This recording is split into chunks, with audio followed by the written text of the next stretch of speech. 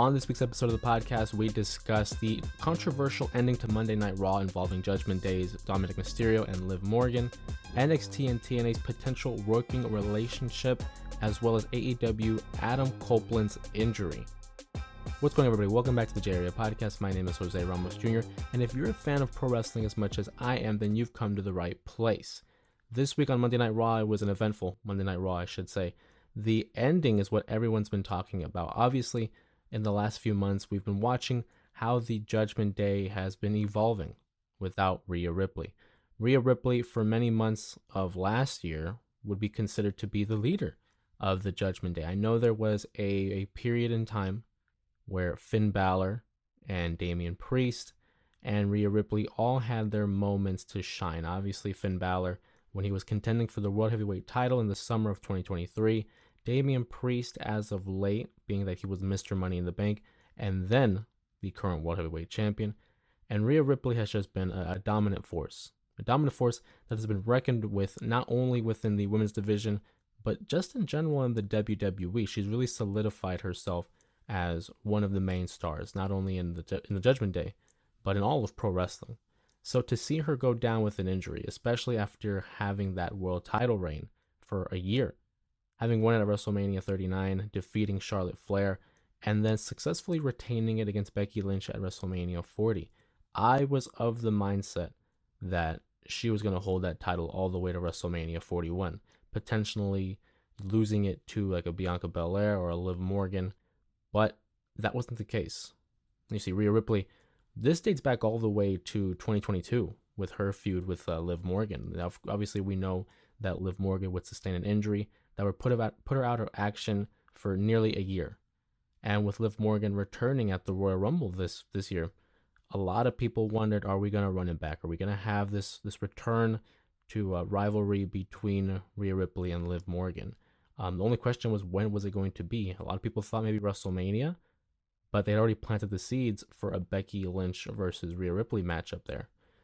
So when she had lost the Royal Rumble and then lost the Elimination Chamber, we kind of left Liv Morgan in limbo. We didn't know where we were going to go with her. And at what point in the story was Rhea going to address what happened? You know, that injury. Obviously, the night after WrestleMania, that is when we got our answer. Liv Morgan, attacks Rhea Ripley, and this results in a real-life injury that would put Rhea out for probably half of the year. I don't think we'll see her until probably SummerSlam. Around that time, that's usually the time frame in which a superstar returns. Of course, the injury does depend, and that could affect the timetable of their rehabbing and just resting up and coming back in time. But with that being said, the women's world title would have to be vacated due to that injury, and we would see a battle royal that really came down to three, and that was Nia Jax, Becky Lynch, and Liv Morgan. A lot of people speculated that it would be Liv Morgan that would emerge victorious as the world champion. Me, I thought it would be Becky Lynch. And I don't want to say I told you so, but I did tell you so. Becky Lynch was the safe answer. She was a top star. She is an established star. Nothing to take away from Nia Jax, who's currently the queen of the ring, or Liv Morgan, who's currently the women's world champion. But at that moment in time, just storyline purposes, Becky Lynch was the safe option. People wanted to crown Liv Morgan already. I didn't think that was the right move, because you wanted to give her this moment, maybe at a PLE or a one-on-one matchup. But giving her the world title in a battle royal victory just seemed very anticlimactic to me. To see how they build that story, having Becky Lynch win the women's world title, and then Liv Morgan again developing this envy, developing this jealousy, and also these heelish tactics and characteristics, evolving as a character. It's much more rewarding when you're able to see something just gradually change. You don't want to have something that changes in an instant just like that. You want to have that gratification for patience. So Becky Lynch is your world champion. Liv Morgan wants that matchup, but Becky, assures her that, hey, you can't beat me. You've never been able to beat me. So the match is set for king and queen of the ring. We have Liv Morgan versus Becky Lynch for the women's world champion. But in between, you have to keep in mind, everything counts nowadays. We see the interactions between Liv Morgan and the Judgment Day, because the Judgment Day knows Liv Morgan is responsible for the injury of Rhea Ripley. Liv Morgan is responsible for why the Judgment Day isn't whole. So we see these interactions with them, and a lot of them are telling. There was a backstage segment where Jey Uso was being interviewed, and you see Dominik Mysterio leave one of the locker rooms, leave a room, and seconds later, Liv Morgan also leaves that room. There's been moments at the beginning of a show when you see a superstar entering the arena, and it says, this was taking place at 3:00 p.m., earlier in the day, and you see Liv Morgan leave a car. Seconds later, Finn Balor leaves that same car. This past weekend at Queen of the Ring, very telling, because then we see Dominik Mysterio arrive to the arena. He flies all the way from America to Saudi Arabia to tell her, I'm here to ensure that you do not leave with Rhea's title. Liv Morgan and Becky Lynch have a great match. You could see my review for King and Queen of the Ring on the video, on this channel, on the YouTube channel. They have a great match. I love the ending of it. Dominik comes out of nowhere, and it sets the stage for this dramatic finish. He throws in a chair in hopes of helping Becky Lynch retain the title. Liv Morgan's able to get out of this distraction by hitting an oblivion on the chair. Count it 1, 2, 3, and Liv Morgan's the champion. So it's a lot of people, again, myself included, speculated that perhaps Dominik Mysterio would interfere on behalf of Liv Morgan, betraying the Judgment Day, betraying Rhea Ripley, and siding with Liv Morgan. But that's not the case. He's still, apparently on the side of Mommy, Rhea Ripley, and the Judgment Day. He doesn't want Liv Morgan to win the title. He doesn't want Liv Morgan to hold the very title that Rhea had for over a year. But then we go to Monday Night Raw. Monday Night Raw, members of the Judgment Day, Damian Priest, JD, Finn, all questioning Dominik for a moment there. Like, what are you doing? What are you doing involving yourself? And he says, I did the wrong thing. I tried to make sure she didn't win the world title. And he said, I messed up, right? It seems like nowadays in the Judgment Day, the only guy who has integrity, the guy that really stands out and has more babyface tendencies, is Damian Priest. So I'd like to see how we move forward in the story, especially given that Damian Priest has guys lined up like a Drew McIntyre, like a Gunther, like a Braun Strowman. I don't know, some little babyface tendencies there. But back to the Liv Morgan and Dominik Mysterio story here. We then see on Monday Night Raw, Liv Morgan having a conversation with JD McDonough. Now, of course, this is amidst the whole Braun Strowman chasing after JD angle, which I loved, by the way. I love how WWE feels very interconnected with their storylines. It's all like a one, running story throughout the course of the show. And no matter of what segment you're watching, there's always bits and pieces of another story going around. You have to watch out for these little details. Everything's connected. Everything matters nowadays in WWE. But we get to the main event. It's a steel cage match between Becky Lynch and Liv Morgan. In another great match. But again, it's the ending that people are talking about. Obviously, we see Dominik Mysterio run interference once again, trying to have Becky Lynch win the title back, ensuring that Liv Morgan's revenge tour isn't all successful. And in the midst of it, JD McDonough and Finn Balor come out, again, questioning, what are you doing? Why are you getting involved? And they, at the end of the day, they get frustrated and they say, you know what? Do whatever you want. And then Braun Strowman's music hits. He finally finds JD McDonough, chases him around the ring, leading to Braun Strowman bumping into Dominik Mysterio, who accidentally slams the steel cage door into Becky Lynch. This would then prompt Liv Morgan to, gather herself up and escape the cage, retaining the Women's World title. Another mess up by Dominik, and we're going to see how the Judgment Day reacts next week. But what we really need to watch out for is how it ended. Liv Morgan, with the world title in tow, begins to exit the arena and has to stare down with Dominik Mysterio. And she plants a huge kiss on him. Now, one thing people have to recognize are the little details, the body language. Dominik Mysterio didn't necessarily pull away, right? Didn't necessarily seem shocked. Didn't necessarily seem like he didn't enjoy it. What he looked like was frustrated because, one, he failed at his mission to have Liv Morgan lose the title. But almost as if frustrated as to, what are you doing? You can look at it one of two ways. Is this Liv Morgan, reassuring Rhea Ripley of what she said months ago? I'm going to take everything from you. She's already taken her away from injury. She's already taken away the world title. Is she trying to mess mind games with Rhea Ripley? Is she trying to mess with Dominik? I think everything right now is in play for Liv Morgan. The only question I have are those interactions beforehand. Seeing Dominik in the hallway, seeing Finn in the car, JD prior to getting ran off by Braun Strowman. If those didn't happen, this for me is Liv Morgan, dealing with the mental game, getting in the mind games of the Judgment Day. But being that she's had these prior interactions with them and had conversations, is it a plan? Is it a ploy? Will we see Judgment Day break away and Damian Priest become, a babyface? Is the Judgment Day currently constructed not going to be the same by SummerSlam? I don't know. I do think eventually we will see a Finn Balor Damian Priest feud.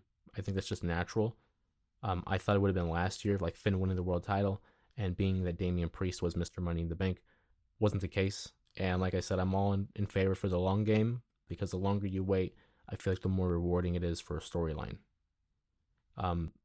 And I don't know how much this affected everybody else, but at Monday Night Raw, some people didn't even get to see the ending of the Liv Morgan Dominik segment, because USA, basically cut for time.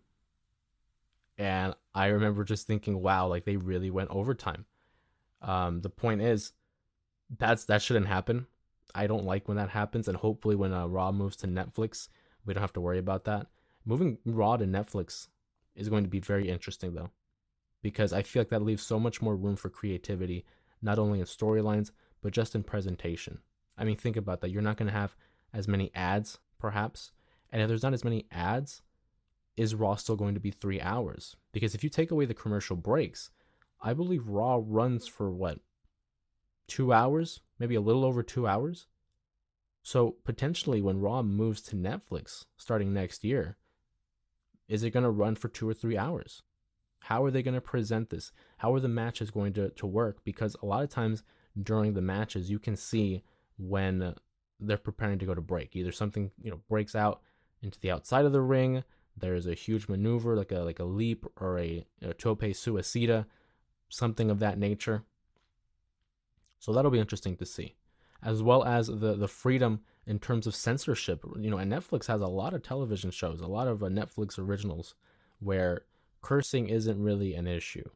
And I know in recent times we've seen the crowd have some chants that had some expletives, and USA would bleep out like the entire audio feed. So you don't know you know what they're saying, but you don't hear what they're saying. I feel like in Netflix that won't be a problem. I don't feel like they're going to censor the crowd.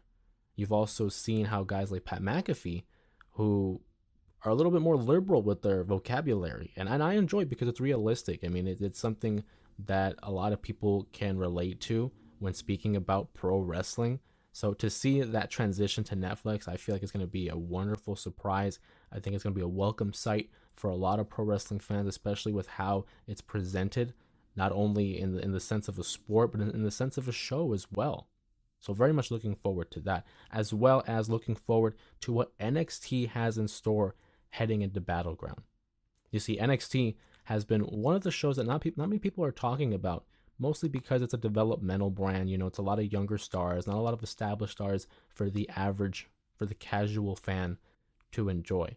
But if you see the story that they told in recent times, of course, with Roxanne Perez turning heel, regaining that women's title, Trick Williams and Carmelo Hayes, seeing the level of progression, it's another story, another level of stories that in long term have impact. And what a beautiful segue, because speaking of Impact, it was announced that Roxanne Perez's opponent for NXT Battleground, the upcoming PLE for NXT, was going to be announced on this episode of NXT, and speculation ran wild as to who could it be. Would it be someone that we've already seen? Do you know her face? Would it be someone from the main roster? A lot of reports were saying Tegan Nox is someone that is coming back down to NXT. But it turned out it would be none of them, because you would hear the siren. Jordynne Grace, TNA's current knockout women's champion. Jordynne Grace comes over in what was a shocking move. I mean, I remember watching the Royal Rumble this year and seeing her in the ring, in the WWE ring, and wondering, wow, what a moment in time. Because for a long time, the WWE would not incorporate other wrestlers from other companies. I mean, you had like your little indies. You know, there was a time in 97 when they had Lucha Libre stars, enter the Royal Rumble.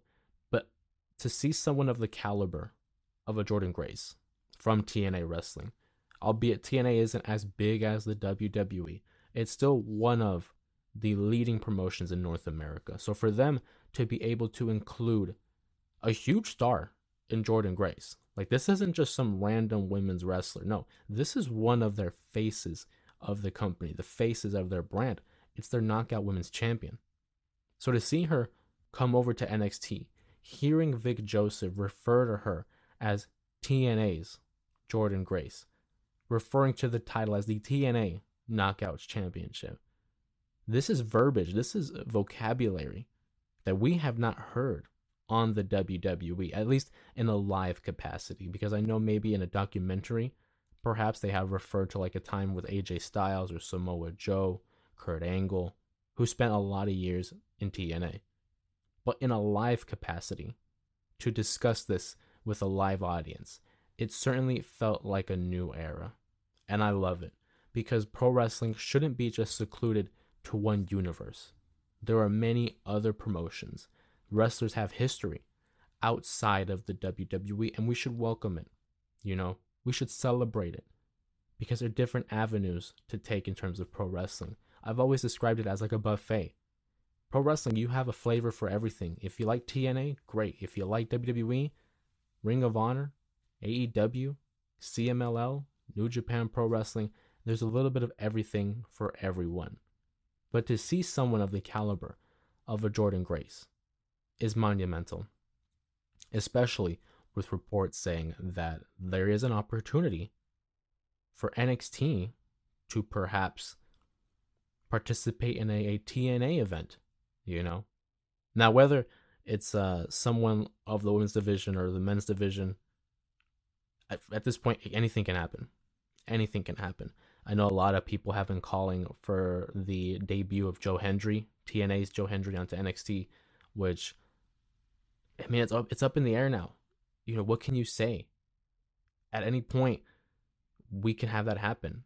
And one thing that really surprised me was the announcement of Jordynne Grace having a match on NXT next week. So it's not even just like a one-off for the PLE. Like, she's going to be integrated onto NXT television. Granted, TNA is already taped. Their shows aren't live. They pre-record those ahead of time. But we've already seen Jordynne Grace at the Royal Rumble. We've seen her appear on this week's NXT. We'll see her on next week's NXT, and then Battleground. That's unprecedented, So I'm very excited for that. I think the obvious answer is Roxanne Perez will retain the women's title. I don't see them giving it to a TNA star. That just doesn't really make sense. But it's a great showcase for TNA, who had a lot of a wave of momentum entering the year. It's kind of stalled a little bit, but you see them add guys like Broken Matt Hardy, Nick Nemeth, Ryan Nemeth always also came through. They've been running the storyline with the system, having Moose, Kurt Hawkins, currently known as Brian Matthews, and Eddie Edwards as their main champions.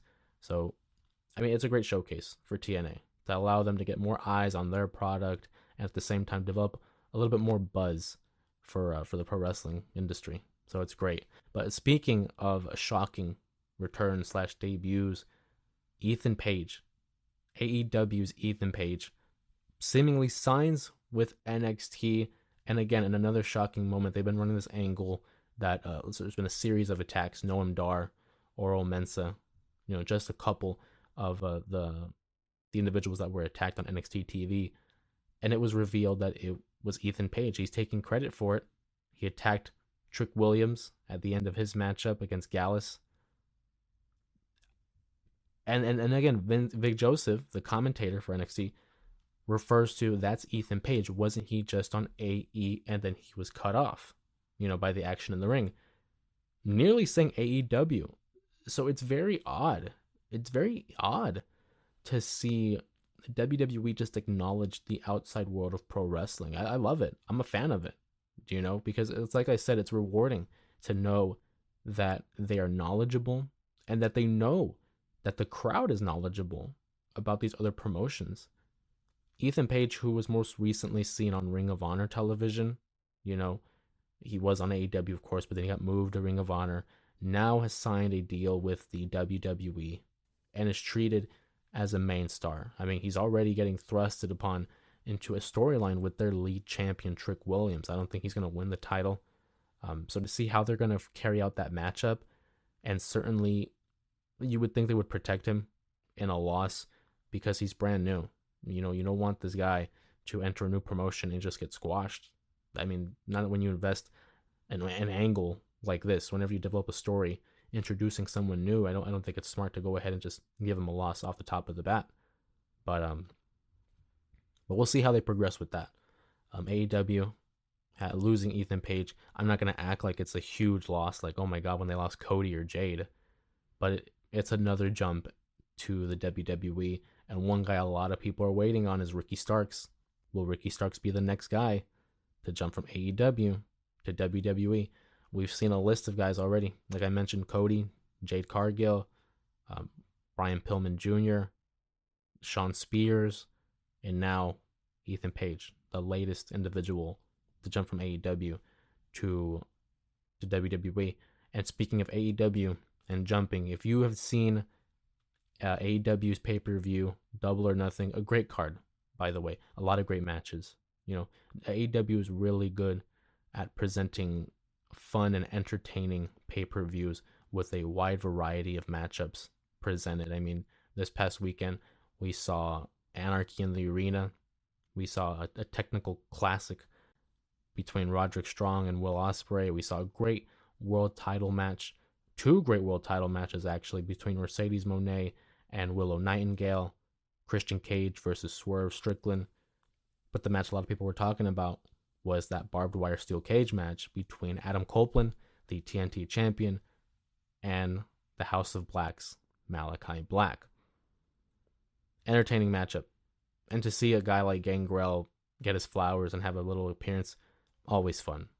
But the spot that everyone's been talking about was that huge dive off of the top of the cage onto Malachi Black through a table.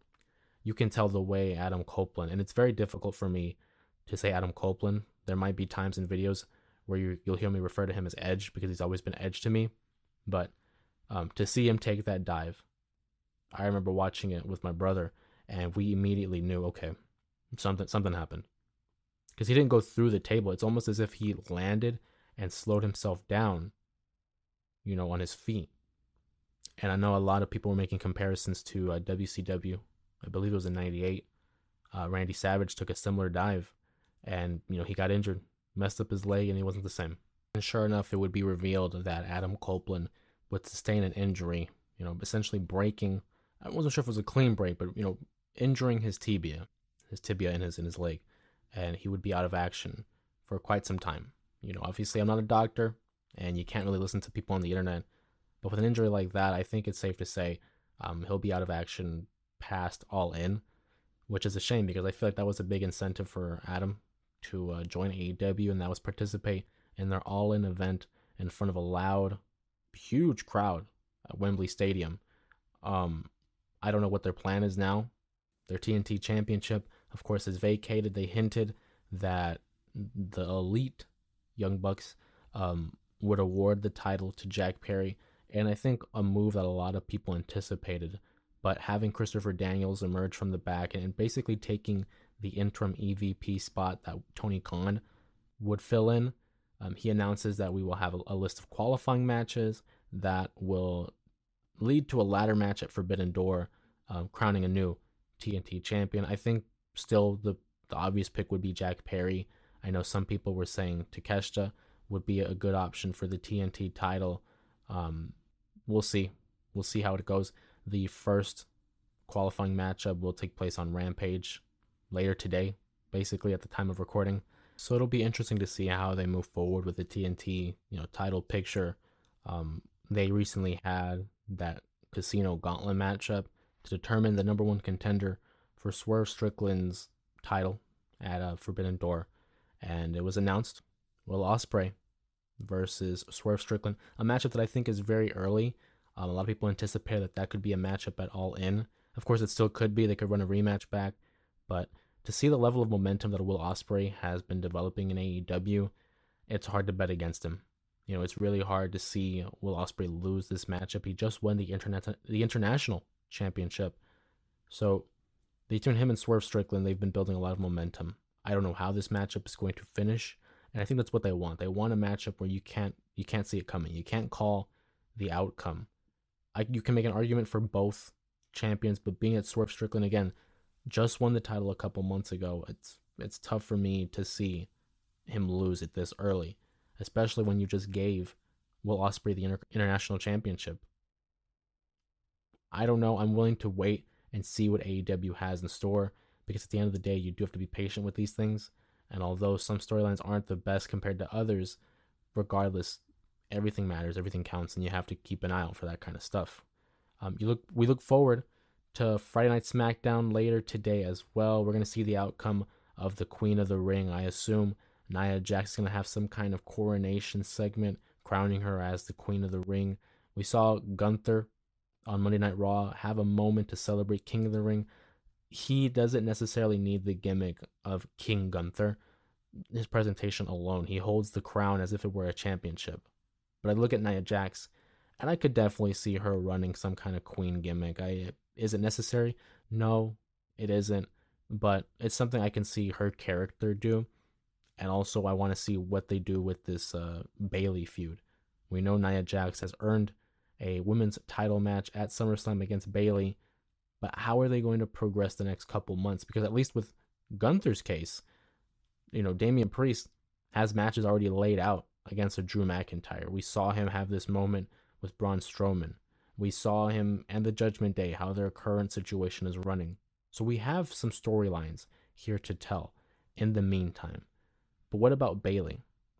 We still have Clash at the Castle. We still have Money in the Bank before we get to SummerSlam. So who is she going to be going up against? How are we going to address, obviously, Bayley's impending matchup against Nia Jax?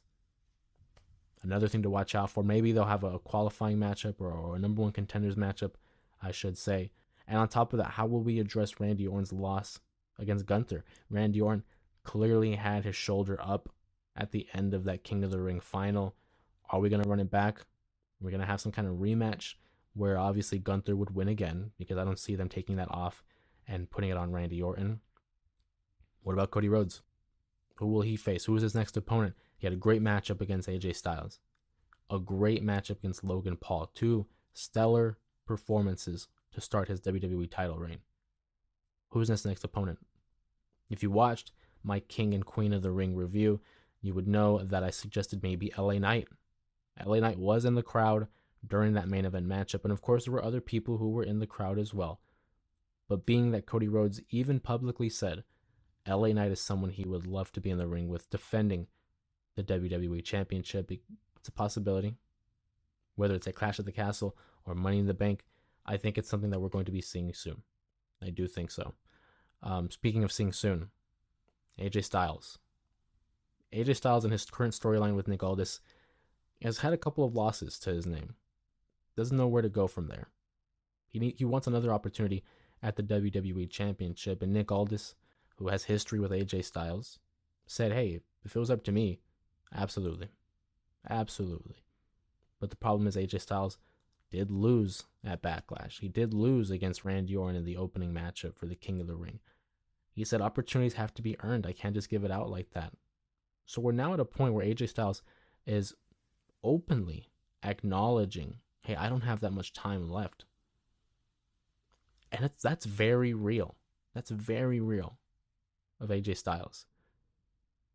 Perhaps, and I'm not going to take credit for it, it has been circulating the internet, but being that TNA and WWE have this working relationship, and TNA is running their shows almost in congruence with the WWE. Slammiversary is coming up. Is it possible that we could see AJ Styles make a return to TNA for a match? I don't know if it'll be for the world title, but him against Moose would be very interesting. Who knows, right? But being that AJ Styles has a lot of history with TNA wrestling, I would not put it out of the realm of a possibility. But what do you guys think? What did you guys think of the ending of Monday Night Raw? What are your thoughts on NXT's working relationship with TNA, the Adam Copeland injury? What do you expect to happen on Friday Night SmackDown this evening? Please go ahead and sound off in the comments, whether it's on Spotify or on YouTube. And please don't forget to like, share, and subscribe to stay up to date not only with the J Area podcast, but the other videos that I produce on YouTube as well. You guys have been doing a great job in terms of building support, and the numbers are rising. I cannot thank you guys enough, and I will always, forever express my gratitude and appreciation for that. But with that being said, my name is Jose Ramos Jr., and we will see you on the next episode of the J Area podcast.